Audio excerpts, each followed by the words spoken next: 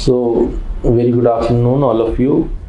As in last 2 days, we discussed about what is budget, the major terms that are generally we find in the budget document. I discussed in length, and at the first day, I also given my comments whether the allocation is good or not, and what were the expectations and how the budget document is going to fulfill all the expectations. So I also commented in length on all the budgetary allocation. Yesterday, in my this budget discussion, I discussed what is the intention of the government and what government is trying to convey to the public with the help of this budget speech and all other interviews given by the different ministers in the different media outlets. Okay, and I also discussed about the claim of the government on the capital expenditure, what government is claiming by the capital expenditure, by the asset creation, what government is claiming about the job creation, the demand, okay, and the multiplier effect. So I discussed in length the aim of the government, the actual allocation. It is very important. Government may claim multiple things, but we have to look at the actual allocations to the different schemes. So I also discussed in length about the allocations to the different programs running by the government.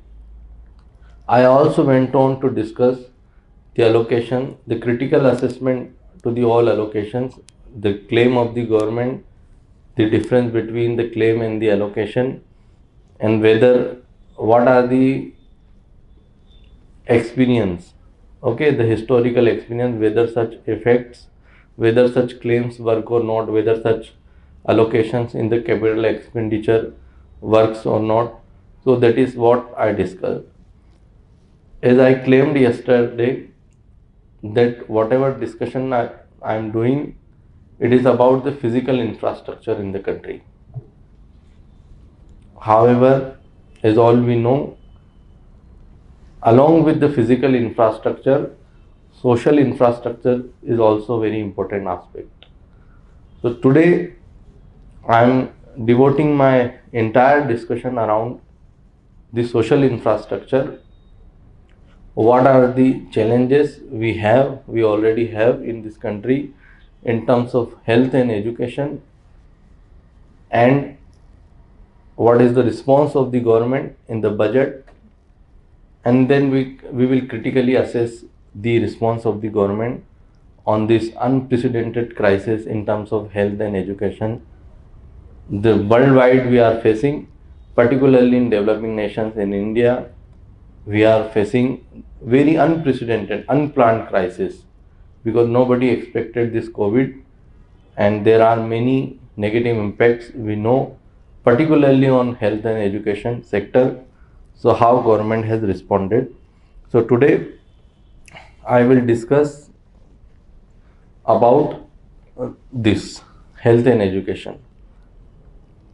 So we will discuss it in a very structured format. As yesterday I discussed the capital expenditure in a very structured format.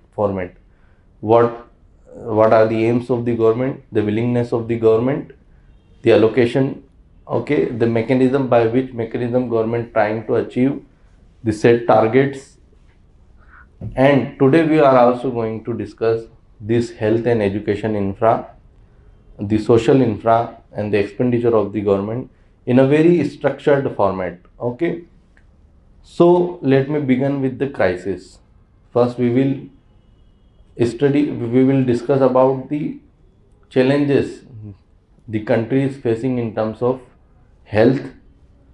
Then we will discuss about the budgetary allocation, and then we will critically assess the response of the government to such an important sector, particularly at the time of this pandemic. Then we will discuss about the education, the challenges we are facing, in terms of education. Even before this pandemic, we had many challenges, we had many issues in the education sector. This pandemic, it doubled, tripled the challenges, the issues, the problems in the education sector. We'll discuss, and then we'll look at the budgetary allocation. As you can see, there is a slide. Okay, this slide tells us about the different allocation to the different sectors, and then similarly, like health, we will assess the critically the response of the government to this sector. So what are the crises we are facing in terms of education? First of all, the biggest crisis is that whatever the challenges put by this COVID in terms of expenditure, okay, everything is very unplanned. Okay, nobody expected that government will have to bear, or the private players or the common individuals will have to bear such a big cost of the pandemic in terms of the health. So the crisis is the unplanned, unprecedented and unavoidable. Okay, neither the government nor the individuals can avoid this cost. Okay, in terms of other cost, even in education, for food you can avoid, but this is very important cost that we all have to bear, and this pandemic put people in a very difficult circumstances. And then, as yesterday I discussed, the saving is eroding, the people are taking loans, बहुत कर्जा है लोगों पर. There are data, it is not a random statement, there are data about that, how many people they are climb down into the poverty. Rich people, upper middle income people, they become middle class people. The people who belong to middle income category, they are now in the poverty trap. So all these things are in the news, there are research, there are reports, so it is nothing new. So that is a very big challenge in terms of the spending, in terms of the expenditure, particularly if the expenditure is the unplanned and unprecedented and unavoidable. Okay, now let's talk about this expenditure. Okay, so whatever the expenditure is on the health in this country, the union government only accounts 1/3 of the total expenditure. The share of the union government on health expenditure is only 1/3. I am talking about the public health expenditure.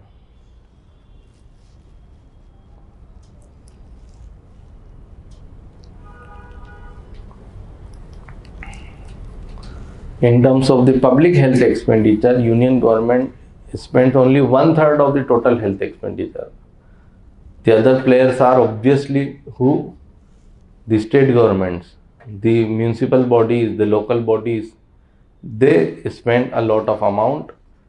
The union government spends only 1/3 of the total public health expenditure. It is in itself a crisis.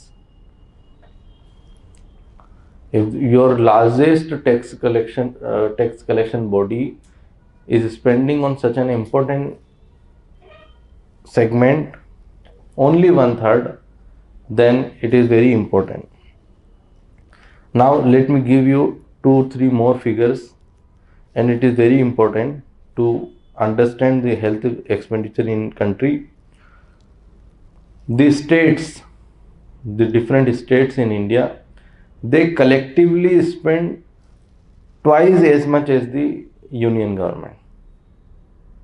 If the union government is spending 5 rupee on health, collectively if we merge all the states, so the expenditure of the states are twice as much as the union government. अब यहीं पे crisis है. Crisis, that is why I am discussing all these issues. Crisis, I can remember an incident.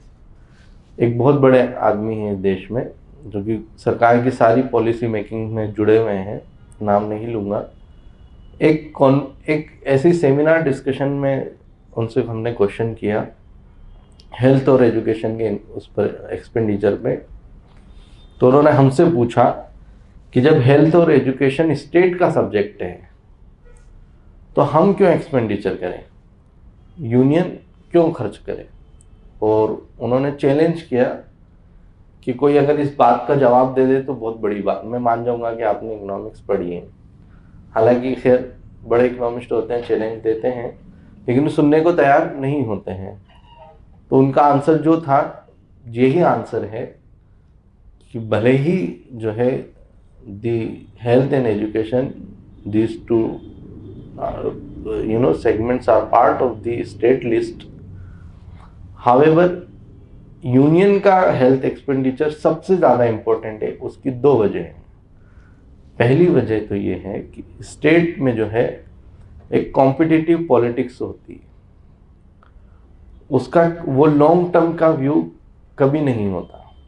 आप देखेंगे state का एक government आएगी, वो कहेगी कि हम जो है वो अपने सामने जो वोटर का जो चैलेंजेस देखते हैं कि हम जो है किसान का कर्ज माफ़ी कर देंगे, या दूसरी गवर्नमेंट आएगी हम बिजली का बिल माफ़ करेंगे, या तीसरी गवर्नमेंट आएगी वो कहेगी हम लैपटॉप, सभी सरकारें इस तरह से कर दी हैं।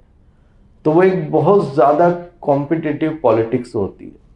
हम इकोनॉमिक्स को विदाउट पॉलिटिक्स नहीं समझ सकते, पॉलिटिकल इकोनॉमी ही है। जब आप पब्लिक उसको पढ़ रहे हैं तो आपको स्टेट का नेचर देखना पड़ेगा। वो बहुत ज़्यादा electoral competitive politics state level पे होती है। आप देखते ही हैं कितना इम्पोर्टेंट स्टेट के इलेक्शन होते जा रहे हैं, पर्टिकुलरली आजकल स्टेट के इलेक्शन बहुत इंपॉर्टेंट होते जा रहे हैं। और वो अपने सामने जो वोटर की जो चॉइस होती है, सर्वे होता है, डेटा होता है, उसके आधार पे वो लोग एक अपना अच्छा घोषणा पत्र लाते हैं जिसमें इस तरह की घोषणाएं होती हैं, जिसको मैं बुरा नहीं मानता। डेमोक्रेसी यही है, जो पॉपुलर चॉइस है। तो उनके लिए कभी भी the argument is that for them, उनके लिए इतना लॉन्ग टर्म प्लान हेल्थ और एजुकेशन का नहीं होता। ये भी बहुत एक जनरलाइज स्टेटमेंट है, साउथ के स्टेट्स में होता है। आप देखें केरला में, तमिलनाडु में सोशल जस्टिस के इश्यूज पर, हेल्थ और एजुकेशन पे चुनाव लड़े जाते हैं, जीते जाते हैं। सामाजिक न्याय के, सोशल जस्टिस के इश्यूज पे चुनाव लड़े भी गए हैं, जीते भी गए हैं, और अनप्रेसिडेंटेड मेजोरिटी से भी जीते गए हैं।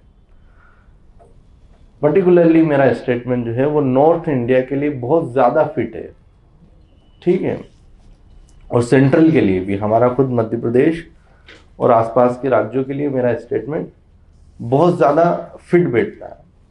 अब क्राइसिस इसी में है, क्राइसिस इसमें है कि स्टेट इतना they can not, they are not willing, they are not ready to spend too much on health and education because it is not in their priority list.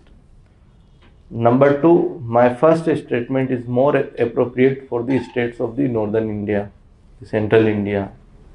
Number three, इसलिए जो है centre को जो है spend करना चाहिए, ठीक है। अब आप मेरे 4-5 स्टेटमेंट्स को कनेक्ट कीजिए। तो first statement was that union government, अच्छा यूनियन ही होता है, सेंटर जैसी कोई चीज नहीं है। यूनियन क्या होता है बताओ? व्रत देखा आपने? व्रत क्या बोलते हैं व्रत को हिंदी में?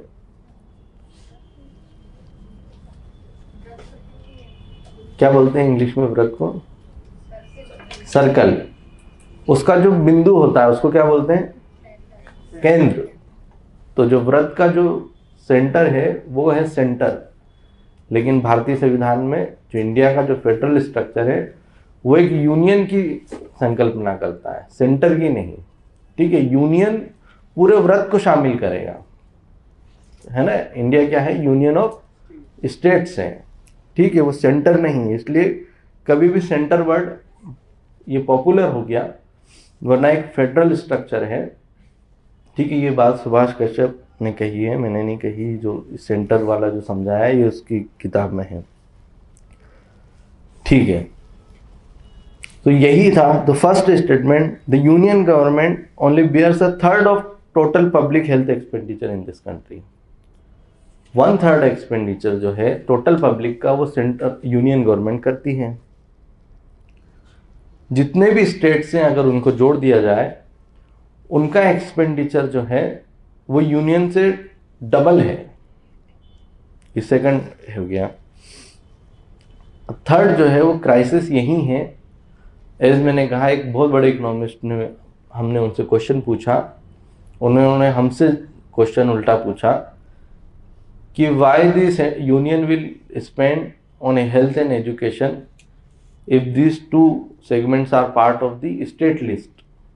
ओके, उसका आंसर ये है, और धीरे धीरे मैं जानता हूँ जो लोग इकोनॉमिक पॉलिसी मेकिंग में जुड़े हुए हैं उनका माइंडसेट यही है कि यूनियन को एजुकेशन और स्टेट पर, एजुकेशन और हेल्थ पे धीरे धीरे एक्सपेंडिचर कम करना चाहिए। ये उनका माइंडसेट है, बाहर से पढ़े हुए हैं अमेरिका वगैरह से। तो वो चाहते हैं कि चूंकि ये स्टेट का सब्जेक्ट है इसलिए स्टेट इस पे जो है एक्सपेंडिचर करें। हालांकि पॉलिटिकल इकोनॉमी के टर्म्स में जो हमारी इलेक्टोरल पॉलिटिक्स है, जो कंट्री का जो पॉलिटिकल डिज़ाइन है, उसमें ये पॉसिबल ही नहीं है कि स्टेट जो है हेल्थ और एजुकेशन पे स्पेंड कर दें। वो क्यों पॉसिबल नहीं है? क्योंकि पॉलिटिक जो है स्टेट लेवल की वो बहुत कॉम्पिटिटिव होती है, और जो स्टेट्स हैं उनके सामने ये प्रायोरिटी होता ही नहीं है। ठीक है, क्योंकि वो एक पॉपुलर मैंडेट के साथ आते हैं, कोई एक इमीडिएट कंसर्न होता है जैसे कि कर्ज माफी। हालांकि वो बुरी बातें नहीं है, उसको आप अदरवाइज मत लेना, अच्छा है, ठीक है। इसलिए यूनियन ही अगर ये स्पेंड करेगा तो ही हेल्थ सुधरेगी, वरना नहीं सुधरेगी। ये मेरा आर्ग्यूमेंट है कि जब तक यूनियन गवर्नमेंट हेल्थ पे एक्सपेंडिचर नहीं बढ़ाएगी तब तक इंडिया में हेल्थ की कंडीशन सुधर ही नहीं सकती। मैंने प्रूव कर दिया, पर्टिकुलरली जो नॉर्थ और सेंट्रल के स्टेट है उनकी प्रायोरिटी लिस्ट में कभी हेल्थ एजुकेशन थे ही नहीं, ना है, ना भविष्य में ऐसी कोई मुझे लीडरशिप दिखती है जिनकी प्रायोरिटी लिस्ट में हेल्थ और एजुकेशन आने वाला नहीं आएगा। और इसका डेटा भी है, ये एक आर्टिकल मैंने पढ़ा था, उन्होंने ये लिखा कि इंडिया का जितना भी हेल्थ क्राइसिस है वो ज़्यादातर बिहार और यूपी तक, उसका सबसे ज़्यादा जो वेट है हेल्थ क्राइसिस का वो बिहार और यूपी की वजह से, या एक्सपेंडिचर का भी जो बड़ा बर्डन है वो बिहार और यूपी की वजह से है। ये ऑफेंड करने के लिए नहीं है यूपी और, हम उसको डेटा के टर्म्स में सेंट्रलाइज कर रहे हैं, वो प्रॉब्लम कहाँ है।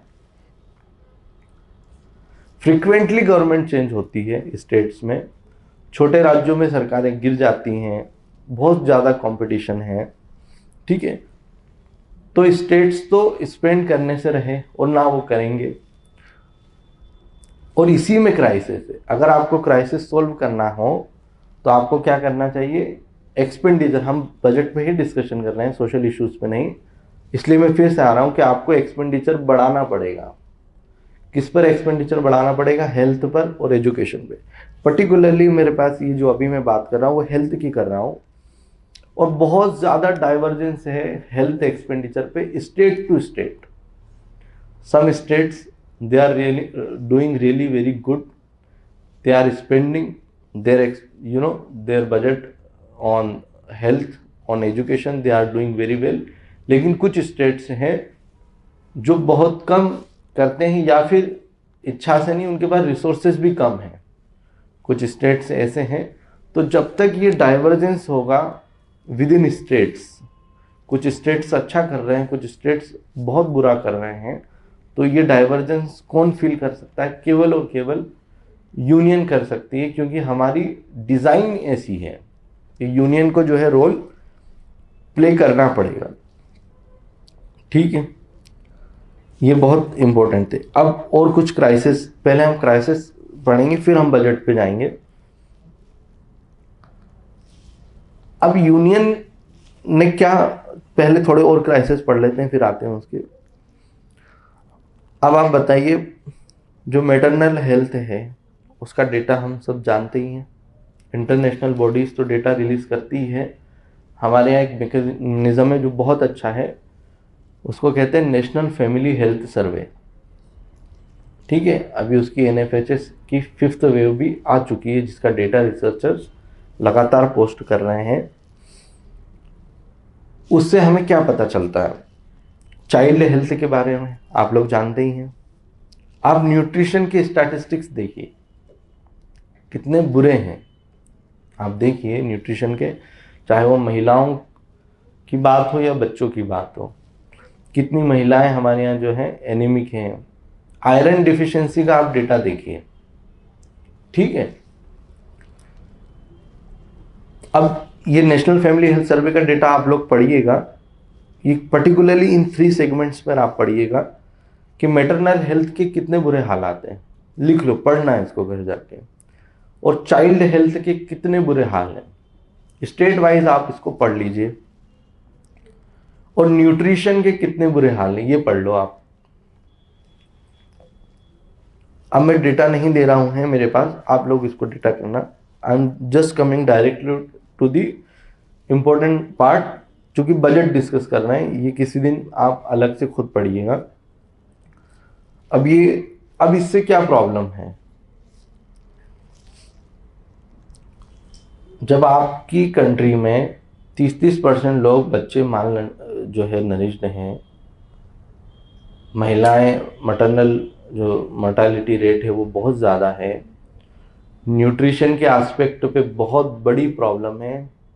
एक असली पेंडेमिक तो वो है, एक अपने आप में वो एंडेमिक है कि आपके 30 उसमें से भी अगर आपको उसको क्लास और कास्ट वाइज एनालिसिस करेंगे तो आप पाएंगे कि पर्टिकुलर सेगमेंट सफर करता है, ठीक है।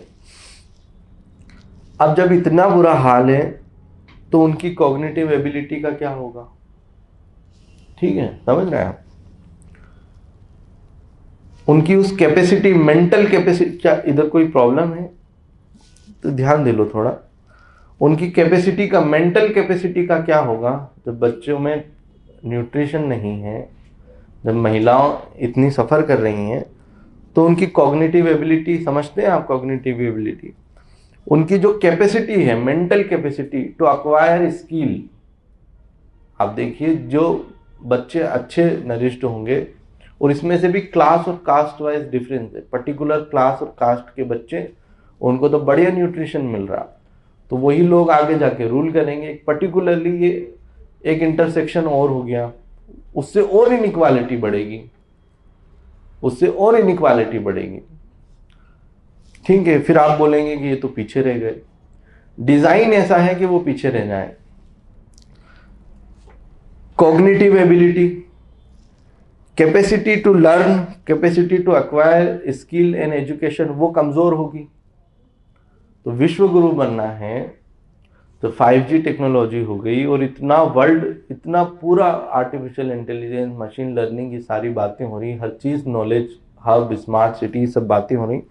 लेकिन आपकी जो वर्क फोर्स है, आर्ग्यूमेंट ये है कि अगर आपकी वर्क फोर्स इतनी कमज़ोर है in terms of the mental capacity, जो हमें दिखता भी है, जब मैं एजुकेशन की बात करूँगा वो हमें वहाँ भी दिखेगा, या मैं अगर बात नहीं करूँ तो आपको भी लगेगा कि हमारे देश में आप किसी भी इंजीनियर से, किसी भी, ये naukri.com की रिपोर्ट है कि 86% उसके यहाँ जो इंजीनियर अप्लाई करते हैं वो एम्प्लॉयमेंट के लायक नहीं है, जो रिक्वायर्ड स्किल है वो उसको पूरा नहीं करते हैं। और ऐसे मल्टीपल, आप प्रथम की रिपोर्ट पढ़ लीजिए, ठीक है, कि स्किल का क्या लेवल है इस कंट्री में। प्राइवेट, टॉप प्राइवेट स्कूल की मैं बात कर रहा हूँ, आप गवर्नमेंट स्कूल का तो चलिए कह देंगे इंफ्रास्ट्रक्चर नहीं है, टीचर नहीं है। टॉप प्राइवेट स्कूल के ये हालत है, टॉप इंजीनियरिंग इंस्टीट्यूशंस के ये हालत है कि कॉग्निटिव एबिलिटी, एक सुपर स्किल एजुकेशन, ये बहुत कमी है। और उसकी एक बहुत बड़ी वजह है कि वर्कफोर्स बीमार है। बज़ाहिर वो आपको दिखती नहीं है बीमार, लेकिन नरिशमेंट के लेवल पर, मेंटल ग्रोथ वो बचपन में हुई ही नहीं। 30% बच्चे अगर मल नरिश्ड हैं, ये तो कम हो गया डेटा। जब 2013 में, when I was a student that time, a report was released by the then prime minister, Hungama, the title of the report was Hungama, तब ये फिगर 42% था। सोचिए आप, 42%। और उसमें से भी आप रीजनल, क्लास, कास्ट का इंटरसेक्शन डालिए, जेंडर का इंटरसेक्शन डालिए, रीजन डालिए आप, फिर आप शहरी बच्चे आगे निकल जाएंगे, फिर कहेंगे कि देखो ये तो है, फिर एमजी नरेगा दोगे। तो ये डिजाइन में प्रॉब्लम है, ठीक है। एक बहुत बड़ा, ये मैंने पढ़ा है कहीं, इसलिए आपके लिए कलेक्ट किया, एक बहुत बड़ा प्रॉब्लम, पहले हम क्राइसिस ही डिस्कस कर रहे हैं, then will talk about the budgetary allocation, और फिर then we will critically assess. एक बहुत बड़ा क्राइसिस जो है वो हेल्थ पुट करती है हम सभी पर, पर्टिकुलरली वल्नरेबल और मार्जिनलाइज सेक्शन पे। वो सबसे बड़ा क्राइसिस ये है कि पॉवर्टी में जाने का सबसे अच्छा, मतलब सबसे बुरा जो रास्ता है यही है। एक अगर परिवार पे हेल्थ क्राइसिस आ गया, ऑटोमेटिकली वो परिवार सीधे पॉवर्टी के ट्रैप में चला जाएगा। एक बड़ी पॉपुलेशन, 90% लोग इनफॉर्मल सेगमेंट में है इस कंट्री में, 55% के आसपास जो लोग हैं वो सेल्फ एम्प्लॉयड हैं इस कंट्री में। उसमें से भी आप जो है सोशल ग्रुप, कास्ट और रिलीजन का इंटरसेक्शन और जेंडर डालेंगे तो आपको ये डेटा और ज़्यादा मिलेगा। खासतौर से जो लोग अर्बन इनफॉर्मल सेक्टर में सेल्फ एम्प्लॉयड हैं वो कितने वल्नरेबल हैं। वो इतना कमाते हैं, जो सुबह कमाएंगे शाम को उनका घर चल जाए। अगर एक छोटा सा भी क्राइसिस आ गया उन पर, वो बियर नहीं कर पाएंगे और पॉवर्टी के ट्रैप में चले जाएंगे। एक आर्ग्यूमेंट लगभग सभी देते हैं और इस पर आपको बहुत डेटा मिल जाएगा।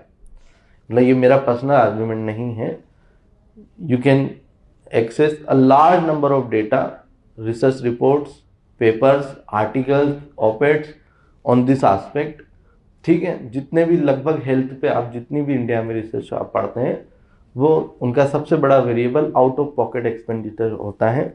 मेरा भी एक रिसर्च पेपर है उस पर कि आउट ऑफ पॉकेट एक्सपेंडिचर समझते हैं आप क्या होता है? पता है आउट ऑफ पॉकेट? आप लोग अधिकारी बनने वाले, बताइए। नहीं नहीं नहीं, जैसे जो वैसी चीजें आ गई, जैसे अभी आपने बताया कि बीमारी हो गई, उसके लिए हमारे पास है नहीं, तो ये आउट ऑफ पॉकेट हो गया। ना ना ना, जैसे कि आप लोग सिविल सर्विस में जाने वाले हो, जनरली जो स्टेट गवर्नमेंट्स के जो डिपार्टमेंट्स हैं वो यही हैं, महिला बाल विकास, आंगनवाड़ी, तो आपको ये चीज़ें पता होनी चाहिए, ठीक है। नहीं है, पता करो। आउट ऑफ पॉकेट एक्सपेंडिचर की टेक्निकल डेफिनेशन, कैलकुलेशन तो बहुत टफ है, आज पता होता तो मैं अपना वो पेपर भी लाता। आउट ऑफ पॉकेट का मतलब ये है कि अगर खर्चा 100 रुपये है किसी हेल्थ इशू पर, जुकाम हो गया, खांसी हो गई, या हार्ट अटैक या कुछ भी, ठीक है, उसमें से 100 रुपये जनता की जेब से आउट ऑफ पॉकेट कितना जा रहा है, ठीक है। करेंटली इंडिया में जो है आउट ऑफ पॉकेट एक्सपेंडिचर 55% के आसपास है। मतलब कि 55% जो है जनता खुद बियर करती है। एक इंसान पे अगर जो है एक फैमिली पे क्राइसिस आ जाए तो 55% वो खुद बियर करेगी। The rest of the amount जो है उसको जो है गवर्नमेंट, हॉस्पिटल, सब्सिडाइज ये चीज़ों से मिलता है। तो ये बहुत बड़ा है ना। अगर कंट्रीज टू कंट्री अगर हम कंपेयर करें, इंडिया सबसे आगे है आउट ऑफ पॉकेट एक्सपेंडिचर। इतना नहीं होना चाहिए। चूंकि आउट ऑफ पॉकेट एक्सपेंडिचर बहुत है, जनता को अपना ख्याल खुद रखना है। अगर छोटा भी क्राइसिस आ गया, मैं आपको बताऊं, आप लोग बाहर निकलिए, जब आप फील्ड में जाएंगे, लोगों के पास 50 रुपये भी नहीं होते हैं। ये कोई बड़ी अजीब बात नहीं है, कोई हम न्यूयॉर्क में नहीं रह रहे हैं, हम देखते ही हैं। आप बस नीचे उतर के सामने रोड के उस तरफ चले जाइए, जो होलकर के पीछे बस्ती, आप बस्ती छोड़ दीजिए, आप ये मत समझिए जो मैं बातें बता रहा हूँ ये केवल स्लम्स में या गरीब इलाकों में पाई जाती, नहीं। जो वेल मेंटेन्ड आपको लगता है ये खाते पीते लोग हैं, अगर उन पे 5,000 रुपये का क्राइसिस आ जाएगा, पूरा महीना उनका बिगड़ जाएगा, ठीक है। और इस पेंडेमिक में तो करोड़ों लाखों रुपए लोगों के लगते हैं, कर्ज हैं, इंडेप्टेड हैं, ठीक है, लोन लिया है। इसलिए जो है हेल्थ का ये सबसे बड़ा क्राइसिस है कि ये पॉवर्टी में धक्का देने का सबसे आसान है। अगर किसी को पॉवर्टी, अगर पूरी 20-25 करोड़ लोगों को पॉवर्टी में डालना हो तो सबसे अच्छा ये है कि हेल्थ सपोर्ट आप ले लीजिए उनसे, ठीक है। तो ये प्रॉब्लम है कि आउट ऑफ पॉकेट एक्सपेंडिचर बहुत ज़्यादा है इंडिया में, जो कि नहीं होना चाहिए। अब जैसे कि कुछ डेटा, इन्फेंट मर्टालिटी रेट के डेटा वगैरह तो आपको पता है, मैं कुछ रिलेटिव टर्म्स में बातें करूंगा, एग्जैक्ट फिगर देना पॉसिबल नहीं है। हम जानते हैं इंडिया के कई स्टेट्स में जो है IMR ऐसा है जिसको आप कंपेयर कर लीजिए सब सहारन कंट्रीज से, ठीक है, ये सच्चाई है। न्यूट्रिशन की हालत, एनीमिक, कितने लोग एनीमिया से ग्रसित हैं, ये आप लोग घर जाके देखना, खासतौर से हमारी महिलाएं, बच्चियां, कितने बच्चे जो हैं वो कुपोषित हैं, जो स्टंटेड, उसका आप देखिए नेशनल फैमिली हेल्थ सर्वे की एक फैक्ट शीट ऑल इंडिया की डाउनलोड कर लेना, आप उसकी वेबसाइट पे जाएंगे, स्टेट वाइज फैक्ट शीट भी आती है और वो भी आती है, डेटा एनालिसिस की ज़रूरत नहीं, आप तो केवल वो 4 पेज की फैक्ट शीट पढ़ लेना, आपको पता चल जाएगा कि इंडिया में फैमिली हेल्थ की क्या हालत है। NFHS 5th वेव की पढ़ना। चाइल्ड इम्यूनाइजेशन जो है उसका कवरेज नेपाल और बांग्लादेश से भी कमज़ोर है, ये मैंने एक अखबार से ये डेटा लिया है।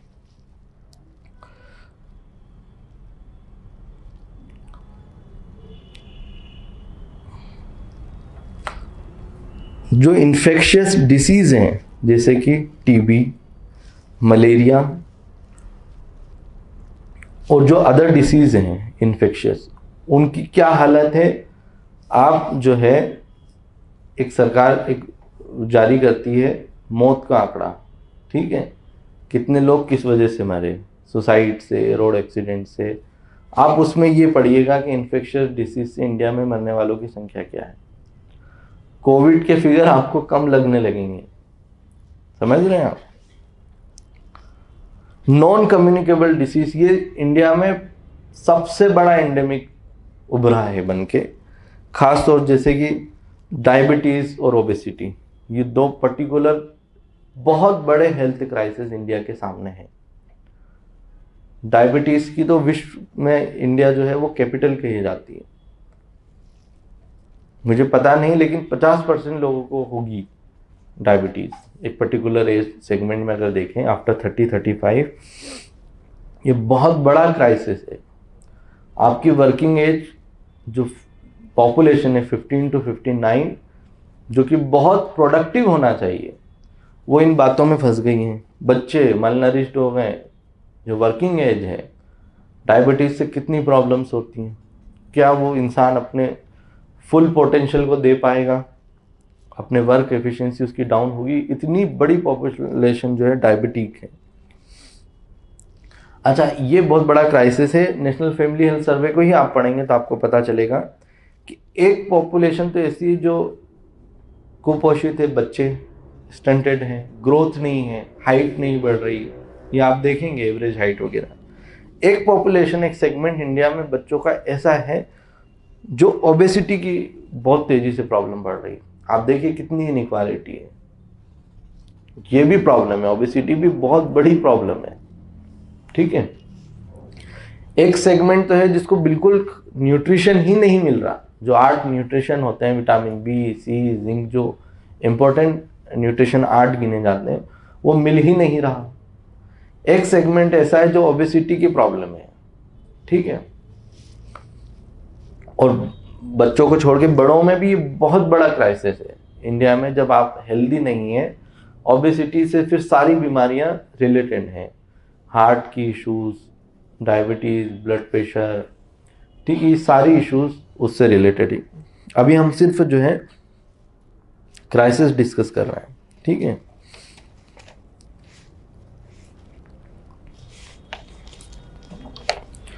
और भी बहुत क्राइसिस हैं, ये पर्टिकुलरली जो डेटा हम अखबार में ज़्यादा देखते हैं वो इन्फेंट मर्टालिटी रेट है ना, संस्थागत प्रसव बहुत कम है, ठीक है, मैटरनल मर्टालिटी रेट बहुत ज़्यादा है, सिजेरियन से ऑपरेशन, फिर उसके कॉम्प्लिकेशंस, उससे प्रॉब्लम्स, ठीक है, लाइफ टर्म महिलाओं को जो फिर उससे प्रॉब्लम्स होना, और ये सारी हेल्थ के आसपास के जितनी भी चीज़ें, ये कोई नई बातें नहीं है। नई बात ये है कि इन सारे इंडिकेटर में आप देखिए मध्य प्रदेश कहाँ है। आप ये देखिए, थोड़ा सा ना क्रिटिकल, अपनी लाइफ को थोड़ा क्रिटिकल बनाओ, सोचा करो। ठीक है, ठीक है, इतने आपकी एज हो जाती है, कभी आप क्रिटिकली सोचते नहीं। हर चीज़ एग्ज़ाम ही दुनिया नहीं है। आप सोचो, आप जिस प्रदेश में रह रहे हो उसकी क्या हालत है। इन इंडिकेटर्स पे आप देखिए क्या हालत है। ठीक है, और नॉर्थ के और दूसरे स्टेट्स को आप कंबाइन कर लीजिए, उनकी क्या हालत है, कंपेयर कीजिए आप इसको साउथ के स्टेट्स से। ठीक है, और इंटरसेक्शन ज़रूर देखा करो। ठीक है, जैसे साइंस में हम क्या चीज़ पे चर्चा करते हैं, सूरज का निकलना, चांद का निकलना, ये साइंस के ये इश्यूज है ना। हाइड्रोजन का हीलियम में बदल जाना, ग्रेविटी, ग्रेविटेशनल फोर्स, ठीक है, इज इक्वल टू, ये सब साइंस के कुछ वेरिएबल्स हम जनरली इनकाउंटर करते हैं। द्रव्यमान कितना, भार कितना, ये करते हैं। सोशल साइंस में चूँकि आप फील्ड में केवल 5-6 मेन इंटरसेक्शन होते हैं। कास्ट, चूँकि आप इंडिया में हैं, क्लास, ठीक है, जेंडर। सोशल साइंस में तो हम E is equal to MC² ये पढ़ेंगे नहीं, तो बचता क्या है सोशल साइंस में? चांद और सूरज का निकलना तो बचता नहीं। ये इंटरसेक्शन के बगैर हर डेटा को फिल्टर करा करो कि इसमें जेंडर देखो, इसमें क्लास देखो, इसमें कास्ट देखो, रीजन देखो, रूरल अर्बन देखो, नॉर्थ ईस्ट देखो, साउथ देखो। यही 5-6 चीज़ें हैं जिससे आप कोई भी सोशल साइंस के इशू को एनालिसिस करते हैं। लेकिन आप लोग ब्लाइंड होते हैं, मैंने देखा इंटरव्यू में भी। आप ये कोशिश करते हैं कि जितनी भी कमज़ोर बातें हैं वो छुप जाए, है ना। आपका दिमाग ऐसा काम करता है अच्छी अच्छी चीज़ों पे, है ना। ये कास्ट के इश्यूज वगैरह जो कन्फ्लिक्ट हैं, इनको आपका दिमाग भी अवॉइड करना चाहता है। इसको हम कहते हैं ब्लाइंड होना। ठीक है, अब आ जाइए, एक डेटा बहुत अच्छा डेटा है। इस पूरे पेंडेमिक में 70,000 crore out of pocket expenditure हुआ पब्लिक की जेब से। इस पेंडेमिक में 70,000 करोड़ रुपए लोगों की जेब से गए। देख रहे हैं आप कहां से लाए होंगे? सब कुछ बिक गया। हाँ, लोग, आप कोई डेटा अगर लाए कि कितना गोल्ड और ज्वेलरी बिकी महिलाओं की इस क्राइसिस में, तो आप दंग रह जाएंगे। जो घर में जो सेविंग थी इंडिया में, जो है ज्वेलरी का काम नहीं करती। ज्वेलरी जो है वो सोशल सिक्योरिटी होती है। आप देखें गाँव में या फिर शहरों में भी, या मध्यम वर्गीय परिवारों में, वो जो ज्वेलरी नहीं है वो सोशल सिक्योरिटी है कि अगर कोई क्राइसिस आएगा तो इससे जो है हम मिटिगेट, वो कोई इन्वेस्टमेंट का भी कोई साधन नहीं है सिर्फ। और ज्वेलरी का मतलब ये टर्म्स तो बहुत बड़ी है, कोई बहुत तोला सोना नहीं होता। 5,000, 10,000, 15,000 तक की ही जो खुद पहनते हैं वही मार्केट में गिरवी रख के कर्जा ले लेते हैं। और ये कोई बहुत बड़ी बातें नहीं है।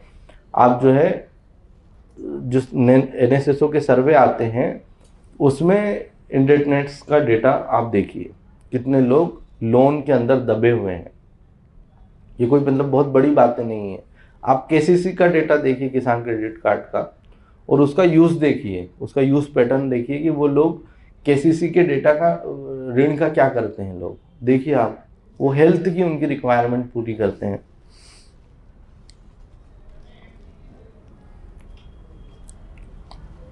एक बड़ा क्राइसिस इस पेंडेमिक ने हमें दिया, वो था कि टीका लगाना।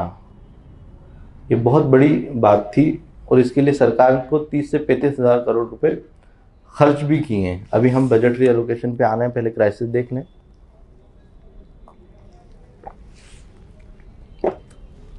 अब चूंकि जो सॉल्यूशन है इसका पेंडेमिक का, वो टीका था। अब ये टीका अपने आप में एक प्रॉब्लम बन गया क्योंकि डिज़ाइन अच्छी नहीं थी। अब ये डेटा है मेरे पास, वो जी बहुत ऑथेंटिक डेटा है कि केवल 50% लोग जो हैं इंडिया में फुल्ली वैक्सीनेटेड हैं। कितने परसेंट लोग? 50% जो है एलिजिबल पॉपुलेशन, वो प्रोटेक्टेड है। ये अपने आप में क्राइसिस है। आप दुनिया की दूसरी कंट्रीज से, आप जिनसे compete करना चाहते हैं, आप उनके यहाँ पर वैक्सीनेशन का डेटा देखें, look at your own data. अब ये अपने आप में क्राइसिस है। कैसे कि दूसरा देश जिनसे, to whom you want to compete in future, their population are safe relatively, और उनको फ्यूचर में आज से 30 साल 25 साल बाद उन लोगों को हेल्थ के कॉम्प्लिकेशंस कम होंगे।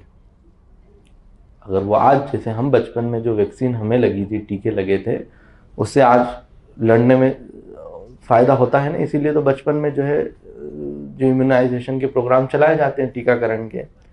इसी तरह से जो है ये क्राइसिस है कि केवल 50% पॉपुलेशन प्रोटेक्टेड है, बाकी rest of the population protected नहीं। ये अपने आप में क्राइसिस है। इसको हम बजट से जोड़ने वाले हैं, इस बात को। ये तो मैं बता रहा हूँ फुल्ली वैक्सीनेटेड दो जो डोज हैं उसका डेटा है। जो बड़े बड़े साइंटिस्ट हैं जो इन्होंने रिकमेंड किया कि 2 डोज लगाना है, उसका डेटा मैं बता रहा हूँ कि 50% है। अब जो थर्ड, जो जिसे हम बूस्टर भी कह रहे हैं, जो थर्ड डोज है, उसमें अगर आप वर्ल्ड की कंट्रीज को देखें और इंडिया को देखें तो वो गैप बहुत वाइडर हो जाता है। तो थर्ड डोज की बात, ये तो सेकंड डोज में इतना बड़ा गैप है, 50% ही है। और कोई भी चीज़ एब्सोल्यूट में मत जोड़ा करो, ठीक है, परसेंटेज में भी उसको देखना है। अब ये 50% का आप करोड़ में तो बहुत निकाल लाओगे फिगर, लेकिन आप देखेंगे टोटल कितनी पॉपुलेशन प्रोटेक्टेड है। और थर्ड डोज में तो गैप बहुत बड़ा है, अनप्रेसिडेंटेड। उसको तो आप मेजर भी मत कीजिए, क्योंकि 1-2% को ही शायद थर्ड डोज लगा होगा। और ये जो 50% का डेटा है, ये कितना असली कितना नकली ये मैं नहीं जानता। आपको पता ही है किस तरह से ऑर्गेनाइजेशंस काम करते हैं, लोगों ने किस तरह से जो है फर्जी वो बनवाए वगैरह वगैरह।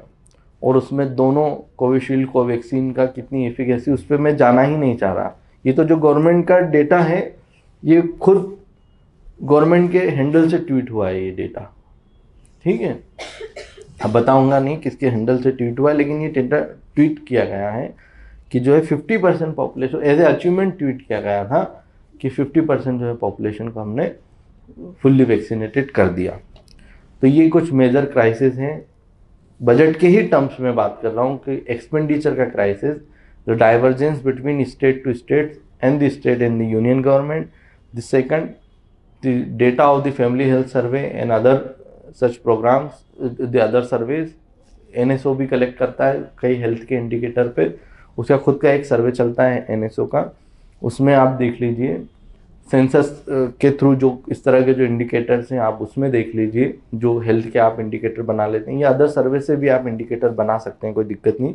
जहाँ भी कंजम्पशन एक्सपेंडिचर है वहाँ out of pocket expenditure calculate हो जाता है। और जो वर्ल्ड की जो एजेंसीज हैं, जो NGOs हैं, जो प्राइवेट सर्वेज हैं, जो थिंक टैंक्स हैं, उनका भी आप डेटा देख लीजिए, मिलान कर लीजिए। लगभग सभी जगह आपको जो है बहुत बड़ा क्राइसिस दिखता है, जो कि पेंडेमिक के पहले का था। वो पेंडेमिक, अच्छा एक चीज़ और मैं बता दूं, पेंडेमिक ने इस क्राइसिस को और बढ़ा दिया, क्योंकि जो इम्यूनाइजेशन की और जो सरकार के जो प्रोग्राम चल रहे थे, उनकी कवरेज 40% से नीचे आ गई पेंडेमिक के दौरान। ऑलरेडी एक वो क्राइसिस था। ये डेटा आया है कि 39% से उसमें गिरावट आई है उसके कवरेज में। इतने लोग इन 2 सालों में, चूंकि क्राइसिस था, पेंडेमिक था, इतने लोग, इतने बच्चे अपने बच्चों को टीका नहीं लगवा पाए। एक बड़ी हेल्थ प्रॉब्लम आएगी जब इतने लोग छूट गए हैं उन प्रोग्राम से, ठीक है। अब हम आ जाते हैं अलोकेशन पे, बजट पे। पहले हमने पढ़ लिया, first I discussed in length the major crisis. There are many crisis in summation, you know, with the help of different reportings in the newspaper, I tried to cover some of the issues, you know, that are generally commented by the public expert, the public economist, okay, the major crisis. So I tried my best to discuss, okay. Now the budgetary allocation. अब budgetary allocation आपको, you can look at the screen, तो generally as I highlighted, we compare the revised estimates with this budget estimates. That should be the norm. Okay, never compare the last year's estimates, the budget estimates with the current budget estimates. Compare RE to the BE. So what was the revised estimates for FY 21-22? 85,915 crore. That is on the screen.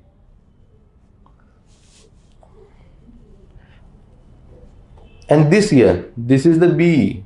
This is the BE for the FY 22-23. That government is going to spend 86,606 crore.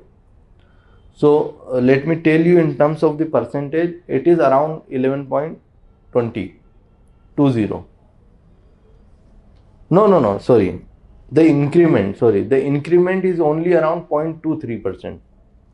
देखो 85,000 से 86 एक है ना, 915, तो वो लगभग 86 तो वहीं हो गया था, 75 वहाँ, 680 करोड़ रुपए बढ़े हैं. ठीक है, तो करंट माइनस प्रीवियस अपन प्रीवियस इंटू 100 आप करेंगे तो लगभग ये 0.23% के आसपास आएगा. अब देखिए इतना क्राइसिस है, इतनी परेशानी है, और जो एलोकेशन है हेल्थ का वो कितना बड़ा है, 0.23%. लास्ट ईयर बढ़ाया था ना एलोकेशन, तो हाँ मैं उसी पे आ रहा हूँ. I am coming to that. Last year जो है वैक्सीनेशन की वजह से 39,000 करोड़ रुपए वैक्सीनेशन पे डाले गए थे.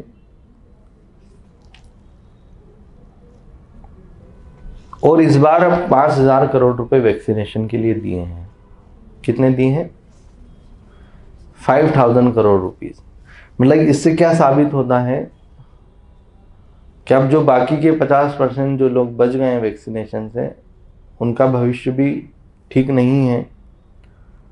और थर्ड डोज का क्या होगा इस पे भी बहुत कोई क्लैरिटी नहीं है, क्योंकि पिछले साल 39,000 करोड़ थे, उसके पहले भी 35,000 करोड़ थे, और इस बार जो है केवल वैक्सीनेशन, ये क्राइसिस है अपने आप में, लोगों को वैक्सीन देना, उसके लिए केवल 5,000 करोड़ रुपए, ये बहुत बड़ी बात है. अब दो आर्ग्यूमेंट इसमें आते हैं कि नहीं पिछले साल इतना था वो तो इस साल कटा, होगा नहीं, बेचारी सरकारें बेचारी होती हैं, पैसा होगा नहीं उनके पास. ठीक है, या कुछ और प्रायोरिटी बदल गई होगी सरकार की. यहीं पे प्रॉब्लम है.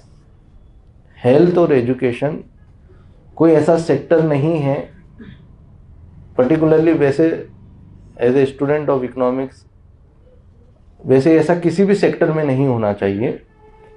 जो फ्लक्चुएशंस हैं वो नहीं होने चाहिए. प्रॉब्लम यही है कि एक लॉन्ग टर्म विजन नहीं है. अगर कोई आपसे पूछे हेल्थ की इंडिया में प्रॉब्लम क्या है, एक लॉन्ग टर्म विजन नहीं है. एक साल बढ़ा दिया, एक साल घटा दिया, कोई लॉन्ग टर्म. एक इकोनॉमिस्ट ने कमेंट किया था, ये उनके वर्ड थे, कि the absence of grand vision and strategy, grand vision and strategy वो दिखाई नहीं देती बजटरी एलोकेशन से. ठीक है, ये उन्होंने ही कहा, मैं नाम भूल गया उनका, क्योंकि मल्टीपल आर्टिकल्स आते हैं, कि जो स्मॉल टेक्निकल सपोर्ट गवर्नमेंट देती है, जैसे इस बार दिया कि मेंटल हेल्थ के लिए या इस तरह के लिए, या हम एक टीवी लॉन्च कर देंगे या सेंटर लॉन्च कर देंगे, उससे कुछ भी नहीं होने वाला. उससे कुछ भी नहीं. अगर आपसे कोई पूछे कि हेल्थ में प्रॉब्लम क्या है, तो यही प्रॉब्लम है. ये सभी लोगों ने कहा, चूँकि मैंने उन्हें पढ़ा, साइट करना ज़रूरी है, लेकिन सभी लोगों का यह मानना है कि एक जो है ग्रैंड विज़न, एक लॉन्ग टर्म स्ट्रेटेजी और व्यू की बिल्कुल कमी क्या अब्सेंस है. ठीक है, इससे हेल्थ चलने वाली नहीं है.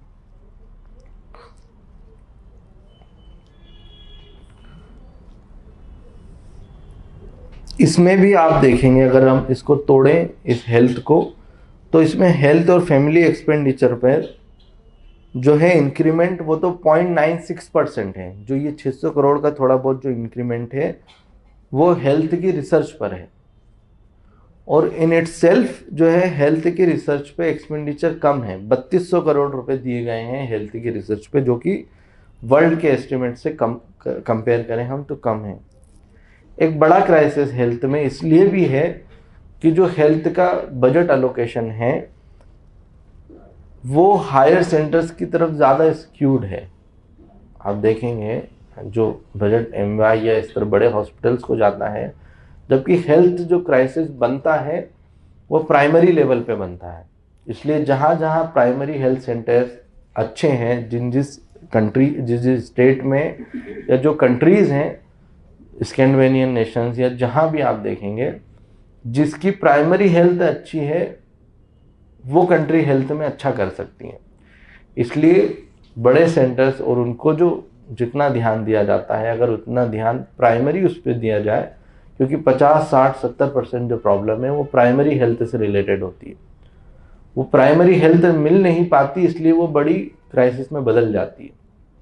आसपास से लोग मेडिकल से लेकर या इस तरह से, क्योंकि प्राइमरी हेल्थ सेंटर्स है नहीं, झोला छाप और इनके चक्कर, झोला छाप वर्ड नहीं लेना चाहिए, इस तरह के जो क्वेकरी होती उनसे लेकर करके वो क्राइसिस बना लेते हैं। जो एक बड़ी पॉपुलेशन क्राइसिस बन जाती है, क्योंकि अवेयरनेस नहीं है, चीज़ें नहीं है, आसपास हेल्थ सेंटर्स नहीं है। इसलिए ये भी एक प्रॉब्लम है कि जो बजटरी एलोकेशन है वो प्राइमरी पर नहीं है। आप देखिए प्राइमरी हेल्थ सेंटर्स की क्या हालत है। जी सर, पेंडेमिक को देखते हुए सिर्फ 0.23% का इंक्रीमेंट करना, मतलब हेल्थ सेक्टर पर तो ज़्यादा करना चाहिए ना? बहुत ज़्यादा करना चाहिए। ये अभी गवर्नमेंट का डेटा है, ये सरकार का एक डेटा है। एक सरकार एक पॉलिसी लाई थी, शायद मैंने उसको कहीं कर दिया, ये मैंने कहीं डेटा पढ़ा था। अच्छा, सरकार, शायद मैंने आपको फर्स्ट डे डिस्कस किया था। सरकार का खुद एक कमेटी है, उसका डेटा है, उसने टारगेट दिया है कि आप हेल्थ एक्सपेंडिचर जीडीपी के परसेंटेज को 2.5% करिए। 2.5% आपको करना है। ये गवर्नमेंट की खुद एक, उसमें इवन गवर्नमेंट ने ही अनाउंस किया। अब 2.5% होता हुआ दिखता नहीं है, और ये बहुत बड़ा, यू आर एब्सोल्युटली राइट कि ये क्यों हुआ, क्या हुआ, इसका जवाब तो यू पीपल शुड आस्क। लेकिन as a researcher I can comment that कि ये बहुत बड़ा गड़बड़ है। आप इतनी बड़ी क्राइसिस को, पेंडेमिक ने जो हमें पुट किया, जो फाइनेंशियल क्राइसिस, अब अगर थोड़ा सा भी अगर प्रॉब्लम आ गई हाउस होल्ड्स में, अब उनके पास सेविंग या कुछ बेचने के लिए नहीं है। चलिए सेकंड वेव तक तो उन्होंने, एक बड़ी पॉपुलेशन ने सर्वाइव किया। एनजीओज ने और प्राइवेट प्लेयर्स ने बहुत मदद की। जो आप देखेंगे इंदौर में ही में था, ऑक्सीजन सिलेंडर्स की प्रोवाइड या इंजेक्शन की प्रोवाइड, अगर ये प्राइवेट लोग मदद नहीं करते, जो इंडिविजुअल्स लोग ग्रुप बना बना के अगर ये मदद नहीं करते, तो बहुत बुरी हालत होते। और मेरी बात हुई इस तरह के एक्टिविस्ट जो काम करते हैं उनसे, कि अब उनके अंदर भी जान नहीं है। जितना वो कर सकते थे अपने फ्लैट बेच के लोगों ने लोगों की मदद की है, और सभी उसमें जो धार्मिक संस्थाएं भी थी सारे उसमें शामिल थे। अब उनके पास भी अब ताकत नहीं है। अगर एक थोड़ा सा भी अगर हेल्थ का क्राइसिस आ गया तो मुझे लगता है एक बहुत बड़ी समस्या में हम चले जाएंगे। और ऐसे माहौल में 0.23% का इंक्रीमेंट, आप खुद सोचिए। अभी एक डेटा और है मेरे पास, ये OECD का डेटा है, जो OECD का ग्रुप है उसने रिलीज़ किया था। पर कैपिटा स्पेंडिंग कितनी है इंडिया में हेल्थ पर। तो चूंकि कंपेयर अगर हम कंट्री टू कंट्री करते हैं, तो उन्होंने जो है डेटा परचेसिंग पावर पैरिटी पे रिलीज़ किया। आप लोगों को पता ही होना चाहिए कि परचेसिंग पावर पैरिटी क्या होती है, उसको मैं नहीं करूँ। तो PPP पे डॉलर के टर्म्स में ये डेटा है कि $22.3 इंडिया में स्पेंड होता है हेल्थ पे पर कैपिटा, हर एक इंसान का अगर हम देखें परचेसिंग पावर पैरिटी के टर्म्स में। ठीक है, अगर हम सारी उसको बराबर कर लें, अमेरिका में बर्गर कितने का, यहाँ बर्गर कितने, वो सारा हम बराबर कर लें, और US में वो $119 है, 120 $120 के आसपास पर कैपिटा स्पेंडिंग है यूएस में, और यूके में $408 है। यूरोपियन कंट्रीज जनरली, पर्टिकुलरली जो स्कैंडिनेवियन नेशंस हैं, they are doing really really very good in terms of the health and education. Even the countries of the East Asia, they are doing very well. Korea, Japan, Singapore, ये countries भी, Hong Kong बहुत अच्छा कर रही हैं। बांग्लादेश बहुत अच्छा कर रहा है। आप देखें जितने भी इंडिकेटर्स हैं वुमेन के, बच्चों के एम्पावरमेंट के, वो बहुत आगे है। अब उससे मुकाबला नहीं है, बांग्लादेश से मुकाबला नहीं है, ठीक है, बहुत आगे निकल गया। उसको कैच करना, बिल्कुल ग्रैंड विजन और प्लान होगा तो आप इन कंट्रीज को कैच करेंगे जिनसे आप compete, you want to compete with China, UK, US in other countries of East Asia. अभी डिसाइड करना पड़ेगा 25 साल के लिए इतना लंबा बजटरी एलोकेशन प्लान होगा, बिल्कुल लाइन से, तब होगा। अब एक ये प्रोग्राम सरकार ने ही लॉन्च किया था। अब ये पहले हमने क्राइसिस बता दिया, अब हमने बजट बता दिया। अब हम देखते हैं कि सरकार ने क्या किया। बजट नंबर में भी था, बजट बातों में क्या था। सरकार ने कहा कि नेशनल हेल्थ मिशन, ये गवर्नमेंट का ही प्लान था। अब नेशनल हेल्थ मिशन बहुत इंपॉर्टेंट प्लान है। अब हम क्रिटिकली असेस करके इसको बस खत्म कर रहे हैं। ये बहुत इंपॉर्टेंट गवर्नमेंट का ही प्लान है ये, और इसलिए इंपॉर्टेंट है कि जितनी भी डिसीज कंट्रोल प्रोग्राम है वो इसके अंदर आते हैं। जितना भी डिसीज कंट्रोल प्रोग्राम है वो एनएचएम के अंदर आते हैं। और जितने भी प्रोग्राम सरकार चला रही है, reproductive and child health programmes जितने भी चला रही है सरकार, चाइल्ड हेल्थ को लेकर या रिप्रोडक्टिव इश्यूज को लेकर, वो सभी इसके अंदर आते हैं। जितने भी इम्यूनाइजेशन के प्रोग्राम जो running by the government, all such programmes are under this national health mission.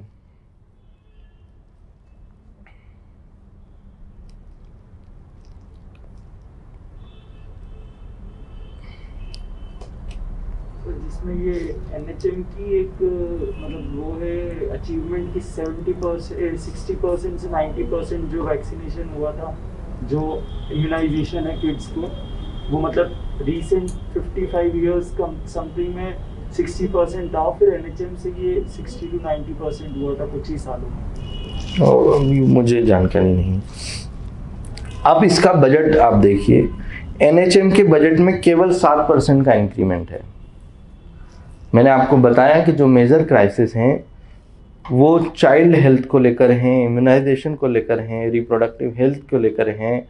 जो जितने भी डिसीज कम्युनिकेबल और नॉन कम्युनिकेबल, मैंने बताई, डिसीज कंट्रोल प्रोग्राम इसके अंदर आते हैं। और इतना इम्पोर्टेंट मिशन है, और इसमें जो इंक्रीमेंट है वो केवल 7% है।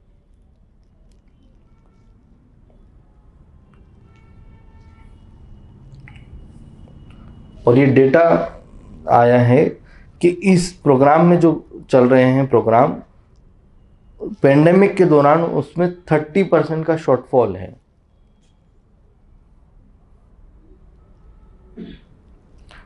एक सरकार का बहुत इंपॉर्टेंट प्रोग्राम है PMJAY, ठीक है, इसी को आयुष्मान कहते हैं ना। ये बहुत बड़ा प्रोग्राम है गवर्नमेंट का। इसमें बजट में कोई इंक्रीमेंट नहीं है। जो गवर्नमेंट की पूरी हेल्थ पॉलिसी आप देखेंगे वो इसी के आसपास, जितनी भी आप देखेंगे बातें मिनिस्टर्स की, ये गवर्नमेंट के पब्लिकेशन, वो इस प्रोग्राम के आसपास हैं। इसमें कोई इंक्रीमेंट नहीं है, इसमें कोई इंक्रीमेंट नहीं है बजटरी एलोकेशन में। चलिए, कोई इंक्रीमेंट नहीं है, कोई दिक्कत नहीं, वो सरकार डिसाइड करेगी। दे नो द मेस, कितना आ रहा है, रेवेन्यू कितना जा रहा है। लेकिन ये बहुत अंडर फंडेड प्रोग्राम है। जितना आप दावा करते हो कि, जैसे मैंने कल बताया हाउसिंग में कि 53 लाख हाउसिंग बटेंगे, आप उसको सिर्फ डिवाइड कर दीजिए टोटल एलोकेशन पे। सिमिलरली इसके जो बेनिफिशरीज हैं उसके नंबर को, इसका जो टोटल फंड है 6,412 करोड़ रुपए, अब 6,412 पर भाग लगा दीजिए, पर बंदा कितना आपको मिलेगा। ये बहुत अंडर फंडेड है जितना इसका कवर है, और इसका डेटा भी है। इतनी बड़ी स्कीम कि इससे सब लाभ होने वाला है वगैरह वगैरह। तो जैसे बजट पे फिजिकल इंफ्रा पे ज़्यादा फोकस किया है गवर्नमेंट ने, तो इस पे हम मतलब अगर क्वेश्चन पूछे इंटरव्यू में तो गवर्नमेंट को क्रिटिसाइज कर सकते हैं। ये तो अब आपका आउटलुक है, मेरा काम है पढ़ाना, टीचिंग करना। मैं इस फील्ड का हूँ भी नहीं, आप लोग जैसे गवर्नमेंट की तैयारी वगैरह, मैं इस फील्ड का भी हूँ भी नहीं। एज ए रिसर्चर जेन्युइनली मैं क्या देखता हूँ, वो बड़े पब्लिक एक्सपर्ट क्या कमेंट करते हैं। जैसे आपने कल जीडीपी का क्वेश्चन पूछा था, मुझे उसका जवाब नहीं देना था, ये आप डिसाइड किया कीजिए अपने को क्या आंसर देना है क्या नहीं। मैं नहीं इस पे कमेंट करना चाहता। क्या आपकी स्ट्रेटेजी है, कैसा आपकी रेपो बनती है, ये मैं इंटरव्यूअर्स के साथ, ये मुझे नहीं। जेन्युइनली जो पब्लिक इकोनॉमिस्ट हैं या जो हेल्थ एक्सपर्ट्स हैं, जो एपिडेमियोलॉजिस्ट हैं, वो क्या कमेंट करते हैं, जो WHO के हैं, जो 2-4 बड़े नाम हैं, वो क्या बोलते हैं और हम क्या सुनते हैं। ये रिपोर्ट आती है UNDP वगैरह की, वहाँ हम क्या पढ़ते हैं, जो गोल क्या है सस्टेनेबल डेवलपमेंट के, SDG के, मिलेनियम डेवलपमेंट गोल्स, उसमें क्या लिखा आता है, वो उस हिसाब से हम एक बनाते हैं। तो it is up to you how to respond them. इतना बड़ा इम्पोर्टेंट प्रोग्राम था। अब इस पे एक्चुअल खर्चा कितना लास्ट ईयर कितना स्पेंड हुआ, ये डेटा है 3199 करोड़ रुपए ही खर्चा हुआ। सोचिए एक लोग, कितने कम लोगों तक इसका बेनिफिट्स पहुंचा, और जिन तक पहुंचा उनके हाथ में क्या आया होगा।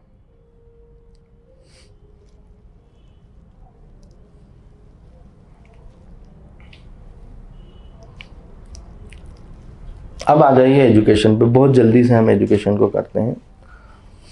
अब एक सरकार 2 साल हो गए शायद उसको, एक नेशनल एजुकेशन पॉलिसी गवर्नमेंट लाई थी, ठीक है, राष्ट्रीय शिक्षा नीति। उसी राष्ट्रीय शिक्षा नीति में it was stated that the expenditure on education should be around 6% of the total GDP। ये गवर्नमेंट ने कहा।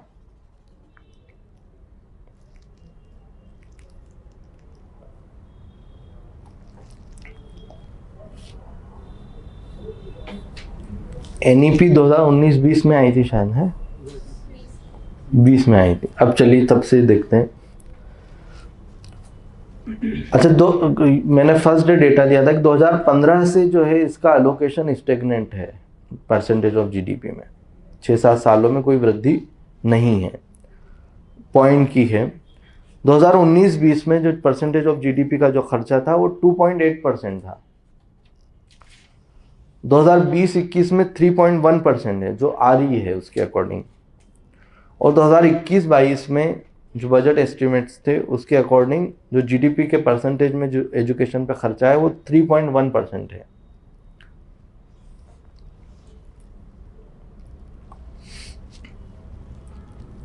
इस बार सरकार ने कितना पैसा, देखो वहाँ देखो एजुकेशन है, इस बार गवर्नमेंट ने 1 लाख, देखो कितना है, पिछले साल RE देखो है ना 88,000 करोड़ रुपए के आसपास था, है ना, इस बार इतना है। अब दोनों में अंतर करो,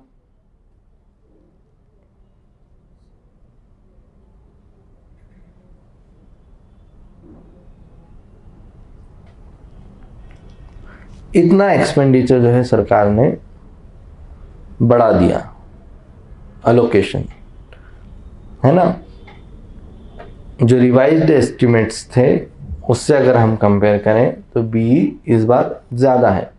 हालांकि लोगों का ये कहना है, मैंने ये कमेंट्री पढ़ी कि चूंकि पिछली बार जो BE था उससे RE कम है। देखो आप 93,220 इतना था, 93,224 करोड़ रुपये BE था, लेकिन RE कम था, मतलब कम खर्चा हुआ। जितना सरकार ने BE दिया था उससे कम अंडर इन्वेस्ट किया।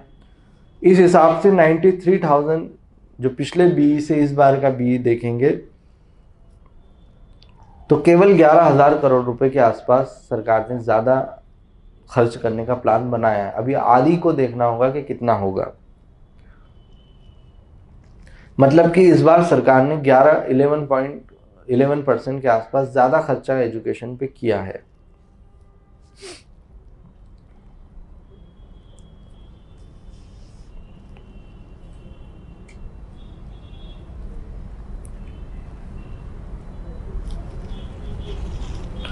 स्कूल वाइज अलोकेशन देख लो जल्दी जल्दी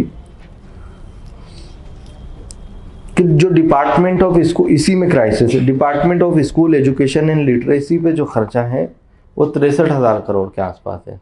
63 से 64,000, 63,449 crore on department of school education and literacy पर। ठीक है, डिपार्टमेंट ऑफ स्कूल एजुकेशन और लिटरेसी पे 63,000 करोड़ रुपये और हायर एजुकेशन पे 40,810 करोड़ रुपए। हायर एजुकेशन पे 40,810 करोड़ रुपए। अब इसमें यह है कि ज़्यादा पैसों की ज़रूरत जो है वो स्कूल एजुकेशन को होती है ना, एक बड़ी, क्योंकि हायर एजुकेशन तक पहुंचते पहुंचते बहुत कम बच्चे हायर एजुकेशन में जाते हैं। आपको पता है कितने ही लोग ग्रेजुएट वगैरह, आप ग्रेजुएट का डेटा देखें, बहुत कम लोग इंडिया में जो है आज भी ग्रेजुएट्स हैं। और उसमें से भी आप जेंडर, रीजन, क्लास, रिलीजन ये देखेंगे, कास्ट देखेंगे तो कुछ सोशल रिलीजियस ग्रुप के बच्चे तो बिल्कुल ही नहीं पहुंच पाते। 4, 5, 6% का आंकड़ा है ग्रेजुएट्स का, वहाँ तो कम है। और प्राइमरी में लगभग जो ग्रोस एनरोलमेंट रेशो है इंडिया का वो 97% है। मतलब हर बच्चा अब स्कूल में है, लगभग 97% के आसपास GER ग्रोस एनरोलमेंट रेशो है। मतलब स्कूल तो सभी जा रहे हैं, मतलब वहाँ पर पॉपुलेशन स्कूल में ज़्यादा है तो बजट भी वहाँ ज़्यादा होना चाहिए। लेकिन इंडिया में ये सभी बहुत बड़ी प्रॉब्लम है कि जितना भी बड़ा फंड है वो IITs, IIM जो नेशनल इंपॉर्टेंस के इंस्टीट्यूट है, 90% फंड ये ले जाते हैं। तीनों जोड़ लें आप, नेशनल इंपॉर्टेंस के जो इंस्टीट्यूट कौन कौन से हैं, IIT, IIMs, NIITs, जो IISER जितने भी खुले हुए हैं ये, और सेंट्रल यूनिवर्सिटीज़, पर्टिकुलरली बड़ी सेंट्रल यूनिवर्सिटीज़ है, इनके फंड अच्छे हैं। 400-400, 500-500 करोड़ रुपए, 200-200 करोड़ की ग्रांट है इन्हें। ठीक है, बड़ा अच्छा काम है वहाँ पर। इसके कंपेयर में, मैं ये नहीं कह रहा हूँ उनके पैसे काट दो, इसके कंपेयर में जो स्कूल एजुकेशन को जो मिलता है वो बहुत कम है। ठीक है, लेकिन जो वर्ल्ड का एक्सपीरियंस है वो बताता है कि अगर स्कूल एजुकेशन अच्छी होगी तो ही एजुकेशन अच्छी होगी, है ना। अब मैं बताऊंगा एजुकेशन इंडिया में क्या है। एक सरकार ने प्रोग्राम चलाया समग्र शिक्षा, जो नेशनल एजुकेशन मिशन के तहत NEM के तहत चलाया। इसमें ये इम्पोर्टेंट बात है, आप काम आएगी, कि 500 मिलियन का लोन जो है इसमें ADB से लिया, एशियन डेवलपमेंट बैंक से। समग्र शिक्षा अभियान जो है इसको NEM भी बोलते हैं, नेशनल एजुकेशन मिशन भी बोलते हैं। इसमें जो फंड है वो 500 मिलियन का फंड जो है ADB से लिया, loan, in terms of loan.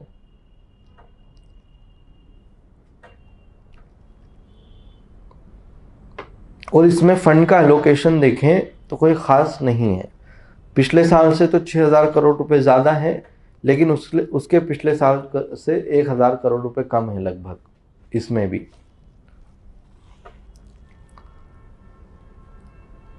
जो टीचर ट्रेनिंग का जो है प्रोग्राम, उसमें फंड बढ़ाया है, 1,800 करोड़ कर दिया है 250 करोड़ से। एक बहुत इंपॉर्टेंट प्रोग्राम जो सरकार चलाती है, पढ़ना लिखना। ठीक है, जो हमारी एडल्ट पॉपुलेशन है जो पढ़ नहीं पाए स्कूल में, जो बड़े हो गए हैं, उसके लिए एक प्रोग्राम चलाती है सरकार, पढ़ना लिखना, एडल्ट एजुकेशन का प्रोग्राम है। इसके लिए इस साल कोई फंड नहीं है, नील है पढ़ना लिखना के लिए। और पहले भी कोई ख़ास नहीं था, 250 करोड़ रुपए था, 250 करोड़ 250 करोड़ रुपए बहुत अंडर फंड है। इतनी बड़ी कंट्री में अगर आप प्रोग्राम चला रहे हो, 250 करोड़ कुछ नहीं होता। 5-6 जिलों में एक प्रोग्राम सरकार, बहुत इंपॉर्टेंट प्रोग्राम है, आप लोगों ने सुना भी होगा, national means cum merit scholarship सरकार बांटती है। ठीक है, इसमें कोई बढ़ोतरी नहीं है ना, इसमें मतलब कोई बढ़ोतरी नहीं है। एक बहुत इंपॉर्टेंट प्रोग्राम है और ये बहुत इंपॉर्टेंट होना चाहिए था सरकार को। National scheme for incentive girls, खास तौर से ये SC ST और रूरल एरिया जो मार्जिनलाइज और वीकर सेक्शन की जो लड़कियां हैं उनको इंसेंटिवाइज करने के लिए प्रोग्राम लाया गया था, खास तौर से वीकर सेक्शन के लिए। इसमें भी कोई बजट नील है, इसका भी बजटरी एलोकेशन नील है। और लास्ट ईयर भी कोई खास बजट नहीं मिला था, इसको केवल 1 करोड़ रुपए मिला था। लास्ट ईयर भी केवल 1 करोड़ रुपए इस सेक्शन को मिला था। इतना इम्पोर्टेंट प्रोग्राम है ये वीकर सेक्शन के लिए। इस साल कोई बजट नहीं है, पिछले साल। अब इससे क्या लग रहा है, इतनी जगह एक दो और देख लो। केंद्रीय विद्यालयों के लिए बजट बढ़ा है, नवोदय विद्यालयों के लिए बजट बढ़ा है। अब जो मिड डे मील था उसका नाम अब पीएम पोषण है, ठीक है। मिड डे मील का नाम अब पीएम पोषण है। अब मिड डे मील का एलोकेशन सुन लो आप, 2022-23 में जो बीई है वो 10,000 करोड़ के आसपास है, 10,233 करोड़ रुपए। पिछले साल जो मिड डे मील था, इस बार पीएम पोषण है 21-22 में, वो 11,500 करोड़ था और इस बार कितना है 10,233 करोड़। मतलब इतना इम्पोर्टेंट प्रोग्राम है। जितने भी मैंने न्यूट्रिशन के और इसके एक्सपर्ट ने पब्लिक हेल्थ के, उनका ये मानना है कि आपको जितनी भी चाइल्ड मोर्टालिटी और ये जितनी भी समस्याएं ख़त्म करनी है, उसका सबसे अच्छा तरीका ये मिड डे मील प्रोग्राम हो सकता था। लेकिन उस पर जो है ये बजट कम करना समझ नहीं आया।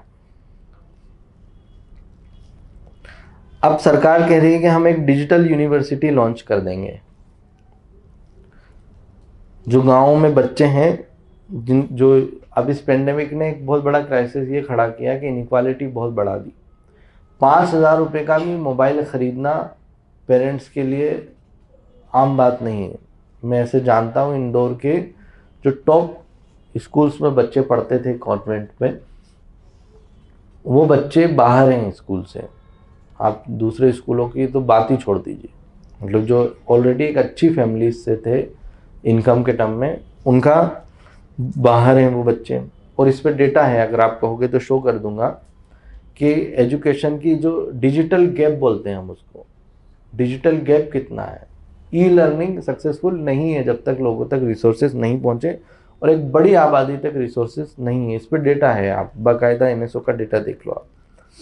एक सरकार कह रही है कि स्किल हब, अच्छा ये डिजिटल यूनिवर्सिटी खोलेंगे।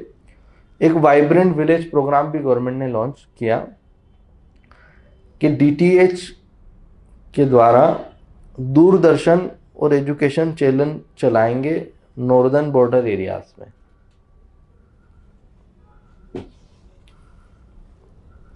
है ना, बहुत अच्छा प्रोग्राम है। ये है सॉल्यूशन, ठीक है। गवर्नमेंट लाई कि 5,000 स्किल सेंटर हम बनाएंगे।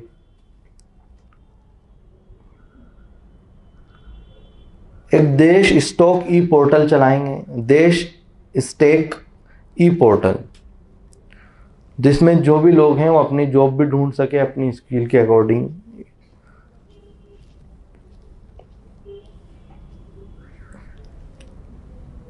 एक सरकार ये लाई कि 750 जो है वर्चुअल लैब बनाएंगे साइंस और मैथ्स की। अब बिल्डिंग बनाने से तो रहा है, उसमें तो पैसा लगे, तो यही ठीक है, चलो ये भी ठीक है। 750 जो है साइंस और मैथ्स की स्किल लैब बनाएंगे, वर्चुअल लैब बनाएंगे। एक और बहुत अच्छा प्रोग्राम है ये कि 1 क्लास 1 टीवी लॉन्च होगा,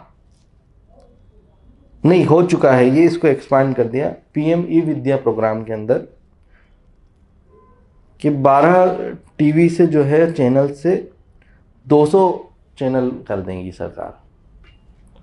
you people must be thankful to the government that government is bringing such an important program for you, for the children, for people of this country कि 12 से 200 टीवी चैनल आपको अब मिलेंगे, ठीक है, घबराना नहीं है। खास तौर से ये जो है रीजनल गैप है, जो वहाँ तक ये टीवी पहुँचेगी। टीचर को भी सरकार प्रोत्साहन देगी कि आप भी जो है ई कंटेंट बनाइए, ठीक है। अब थोड़ा इसके क्राइसिस सुन लीजिए। ये प्रथम की रिपोर्ट है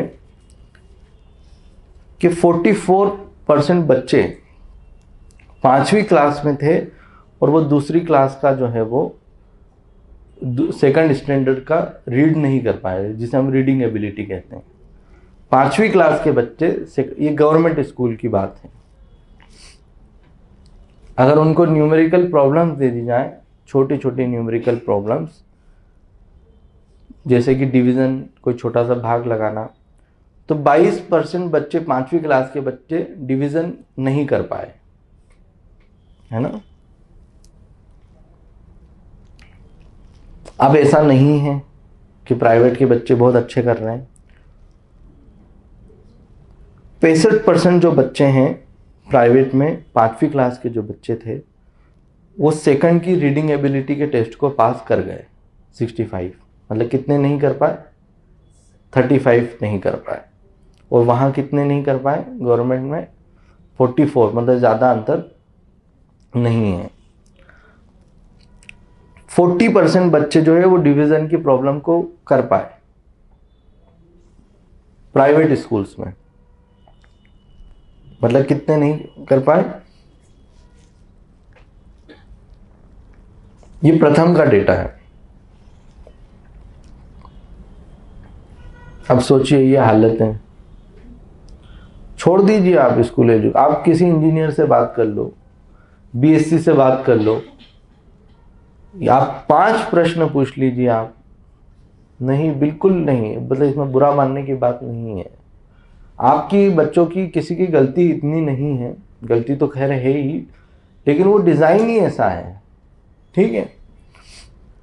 इंफ्रा नहीं है, जो अजीम प्रेमजी फाउंडेशन है उसका डेटा आप इंफ्रा पे पढ़ लीजिए कि स्कूल का इंफ्रा, कितने स्कूल हैं जिसमें केवल एक ही शिक्षक है, वही मास्टर है, वही प्यून है, वही प्रधान अध्यापक है, सिंगल रन स्कूल। डीएससी का डेटा है, ये है डेटा मेरे पास, जो डिस्ट्रिक्ट लेवल स्कूल एजुकेशन का जो डेटा आता है, कितने परसेंट स्कूल हैं जहाँ केवल सिंगल मास्टर, प्रधान अध्यापक वगैरह वो खुद ही हैं, सारा काम भी उन्हें करना होता है। टीचर मिड डे मील का वो बना रहे हैं। कितने स्कूल हैं जिसमें ब्लैक बोर्ड नहीं है, वॉशरूम बाथरूम की फैसिलिटी नहीं है, ड्रिंकिंग वाटर की फैसिलिटी नहीं है। 40% का डेटा है ये फिजिकल इंफ्रा की बात है।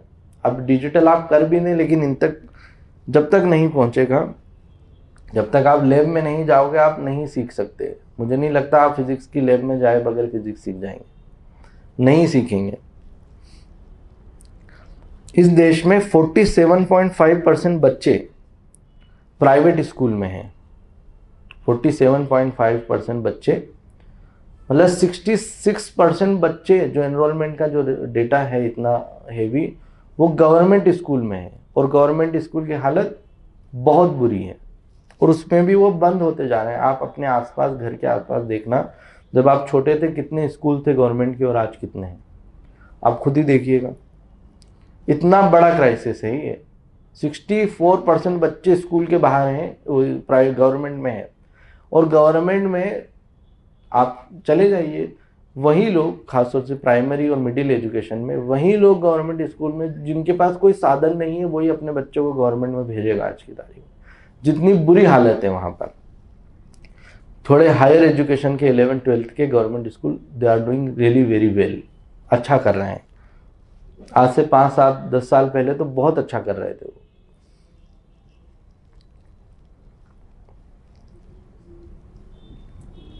लेकिन क्राइसिस ये है कि अब रिवर्स माइग्रेशन शुरू हो गया। रिवर्स माइग्रेशन ये है कि पहले हर माँ बाप ये सोचता था 300-400 रुपये मजदूरी करने वाला भी कि रोज़ 10 रुपये बचाएंगे। कोई गली मोहल्ले का जो मशरूमिंग हो गई प्राइवेट स्कूल की, वहाँ आप बिठा देंगे बच्चे को, कम से कम सुबह से शाम बैठा रहेगा, ये बैठी रहेगी बच्ची। ये तो क्लियर था कि पढ़ाई वहाँ भी नहीं होनी, पढ़ाई तो वहाँ भी नहीं हो रही। आप देखिए, ये भी एक बहुत क्राइसिस है। कितने स्कूल गली मोहल्ले बिल्कुल कितने लोकेलिटीज़ में खुल गए, लेकिन आप मोबाइल चलाना है, आप बाहर चले जाइए। अच्छा, इतने स्कूल खुल गए हैं, ठीक है। अब बस माँ बाप ये सोचते थे कि कम से कम वहाँ बच्चा बुरी बातें नहीं सीखेगा, बैठा रहेगा, 4-5 घंटे बैठने की आदत डलेगी। आसपास जो है बिगड़ेगा नहीं। लेकिन अब रिवर्स माइग्रेशन शुरू हो गया है इस पेंडेमिक की वजह से। अब सारे बच्चे, बहुत बड़ी आबादी प्राइवेट से वापस पब्लिक की तरफ जाएगी। ये लिख के रख लीजिए आप। अभी कोई डेटा भी आ गया होगा इसका, देख लीजिए, मेरे पास डेटा है नहीं इसका, लेकिन पक्का रिवर्स माइग्रेशन है इस पेंडेमिक की वजह से। अब जब लोग आप पर इतना डिपेंडेंट हो रहे हैं पब्लिक स्कूल्स पर और आपने बजट नहीं दिया, जब क्राइसिस है, जब इतने लोग आपकी तरफ देखेंगे, ठीक है,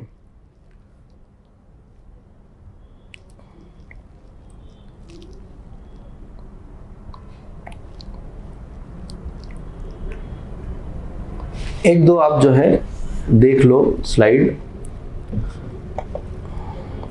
इसका फोटो मत खींचना बस, क्योंकि ये मेरा रिसर्च पेपर है ना, कॉपीराइट की आप लोगों को समझ होनी चाहिए।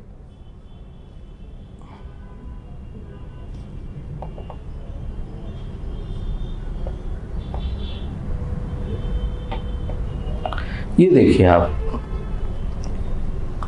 जो इंडिया में जो हायर एजुकेशन है, यहाँ पर मैंने चूंकि डेटा की वजह से 11 ईयर को डिफाइन किया। आप एवरेज प्रिडिक्टेड प्रोबेबिलिटी कैलकुलेट की है इसमें मैंने, कि अगर फादर, चूंकि उसमें डेटा की वजह से ये सिर्फ फादर सन का डेटा है, मदर सन का अभी मेरे पास दूसरी स्लाइड है, ये फादर सन है, कि अगर पिता ग्रेजुएट एंड अबाव है तभी बच्चा जो है 11 साल से ज़्यादा शिक्षा हासिल कर पाएगा। ऑलरेडी ये पेंडेमिक के पहले का डेटा है। ऑलरेडी इतनी इनइक्वालिटी थी कि एवरेज प्रिडिक्टेड प्रोबेबिलिटी पेंडेमिक के पहले जो है, अगर पिता ग्रेजुएट एंड अबाव है तभी बच्चा एजुकेशन हासिल कर पाएगा। और जो इलिटरेट है, जो जिसको कोई फॉर्मल एजुकेशन नहीं मिली है, जिस पिता को, उसके बच्चे के चांस तो वैसे भी बिल्कुल नहीं थे। हायर एजुकेशन तो यहाँ मैंने 11 ईयर अगर ग्रेजुएट एंड अबाव कर देता तो वो बिल्कुल डेटा बिल्कुल हॉरिजॉन्टल एक्सिस से टच कर रहा था, वो डेटा बढ़ाने के लिए मैंने उसको किया। तो ये ऑलरेडी एजुकेशन का क्राइसिस है और ये सरकार का डेटा है, ठीक है, ये कैलकुलेशन मेरा है, ये PLFS डेटा से हमने कैलकुलेट किया, मैंने और कोथर ने। अब आप आ जाइए, ये भी PLFS का डेटा है। Monthly per capita consumption expenditure की क्लासेस अगर देखें कि जो 25% नीचे गरीब, फिर उससे 25%, और Q4 का मतलब है जो सबसे हाई अमीर लोग हैं। Q4 मतलब अमीर, Q1 मतलब जो लोवेस्ट 25% लोग हैं। तो जो लोवेस्ट 25% जो क्लास है वो केवल 6.88% लोग जो हैं उसमें जो है 11 साल से ज़्यादा शिक्षा हासिल कर पाते हैं। ऑलरेडी ये क्राइसिस था, ये पेंडेमिक के पहले का डेटा है। अब मैंने कहा हमेशा इंटरसेक्शन ज़रूर डाला करो। मेल, फीमेल और रूरल पे आप आ जाइए। ये डेटा NSO 2017-18 का है, उससे यूनिट लेवल से हमने लिया, रिपोर्ट में भी है ये टेबल, कि केवल 12% जो है 5 साल से जो ऊपर के जो बच्चे हैं या लोग हैं, वो 12% मेल जो हैं वो ऑपरेट करना जानते थे कंप्यूटर को ग्रामीण इलाकों में। 2017-18 का डेटा है, ये ज़्यादा पुराना नहीं है। और महिलाएं, केवल 7% महिलाएं कंप्यूटर चलाना जानती थी। टोटल देखें 9.9% के आसपास है। आप सोचिए काहे का डिजिटल एजुकेशन। इंटरनेट, कितने लोग हैं जिन्होंने पिछले 30 दिन में इंटरनेट यूज़ किया? सर्वे में पूछा गया, 14.6% ने हाँ कहा, 6.6 ने कहा महिलाओं में, और पूरे ग्रामीण में 10। ऑब्वियसली अब अर्बन में ज़्यादा है, तो ये रूरल अर्बन गैप हो गई। दोनों को कंबाइन कर लें, इंडिया में 16.5% लोग जो हैं कंप्यूटर का यूज़ करना जानते हैं। मुझे एक दिन कहा कि आप गूगल पे क्लास ले लो, वाकई में मुझे बहुत दिक्कत आई ऑपरेट करने में, उसको सीखने में आपको टाइम लगता है चीज़ों को ये करना। सोचिए जिनका बिल्कुल बैकग्राउंड नहीं है, वेबएक्स पे मीटिंग ये वो बहुत मुश्किल है, बहुत मुश्किल है। अब मैंने क्या किया, एक इमेजिनरी इनकम या कंजम्पशन शॉक दे के देखा कि अगर जो है इतनी इनकम अगर गिर गई होगी लोगों की, ठीक है, तो क्या होगा।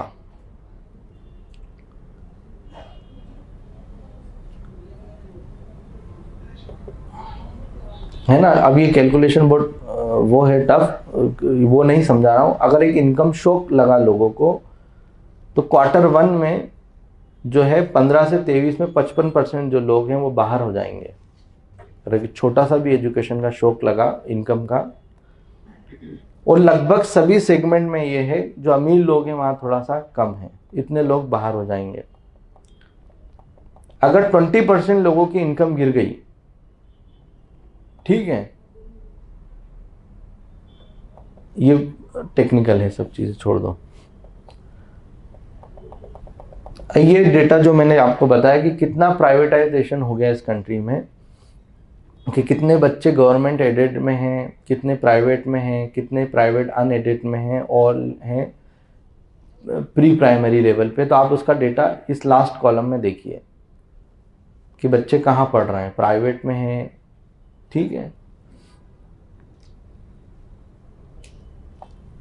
अपर ग्रेजुएट एंड अबाव लेवल पे वो कहाँ डिपेंड करते हैं, क्योंकि हायर एजुकेशन का मैंने कहा थोड़ा IIT IIMs की वजह से हायर एजुकेशन में थोड़ा सा प्राइवेट का शेयर आपको ज़्यादा मिलेगा, मिडिल में सॉरी गवर्नमेंट का शेयर ज़्यादा, मिडिल में प्राइवेट का मिलेगा। तो इससे मैंने ये प्रूव करने की कोशिश की कि रिवर्स माइग्रेशन होने वाला है, ठीक है। एवरेज एक्सपेंडिचर पर student pursuing general education by type of institution, ठीक है। गवर्नमेंट इंस्टीट्यूशन में अगर बच्चा जाता है तो उसको प्री प्राइमरी लेवल पे 822 रुपये खर्चा आता है एवरेज, ठीक है। प्राइमरी पे 1092 रुपये, और हायर सेकेंडरी लेवल पे जो है उसको 6144 रुपये रूरल एरिया में खर्चा आता है। गवर्नमेंट में नॉन ट्यूशन कॉस्ट बहुत होती है, प्राइवेट एडेड में कम है, और प्राइवेट अनएडेड जो कॉलेजेस हैं उसमें इतनी कॉस्ट जो है उसको हर किसी को बियर करनी पड़ती है साल भर में, और इतनी कॉस्ट बियर करना बहुत मुश्किल है, ये मैंने प्रूव किया। ये एक और इमेजिनरी शॉक दे दे के देखे थे, वो आप हटा रहा हूं मैं।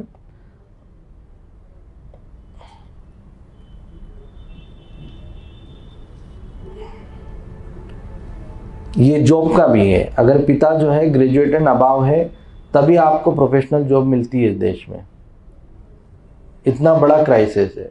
अब जिनके माँ बाप पढ़े लिखे हैं, जो अच्छी इनकम वाले हैं, मैं ये प्रूव करना चाहता हूँ कि आगे उन्हीं को जॉब मिलेगी और आगे उन्हीं को शिक्षा मिलेगी, क्योंकि जो कमज़ोर हैं उनको तो ऑलरेडी नहीं मिल रही थी। इस पेंडेमिक ने उनकी क्या हाल की होगी जो हमने इनकम शॉक से देखा। ये एक इम्पोर्टेंट डेटा है, आपके काम का है। ये मैंने लिया है हिंदुस्तान टाइम्स से, ये टेबल मेरी नहीं है, कि जो बॉटम 20% इनकम MPC की क्लास है, monthly per capita consumption expenditure की, वो बच्चे ह्यूमैनिटीज़ के सब्जेक्ट पढ़ते हैं, सोशल साइंस के सब्जेक्ट पढ़ते हैं। और साइंस कौन पढ़ता है? अमीर बच्चे, ठीक है।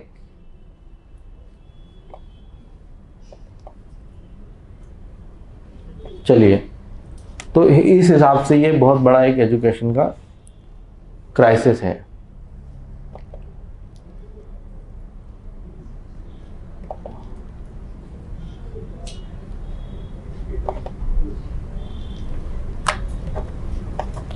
Any question?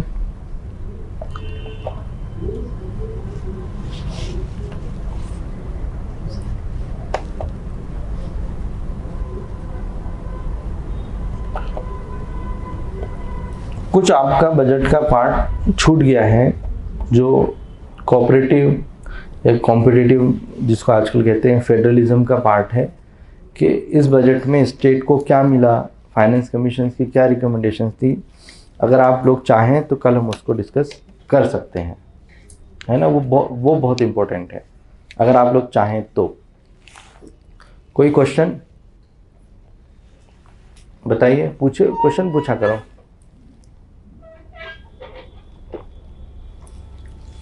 कोई मेरी बात से डिसएग्री, वो भी बताइए आप लोग।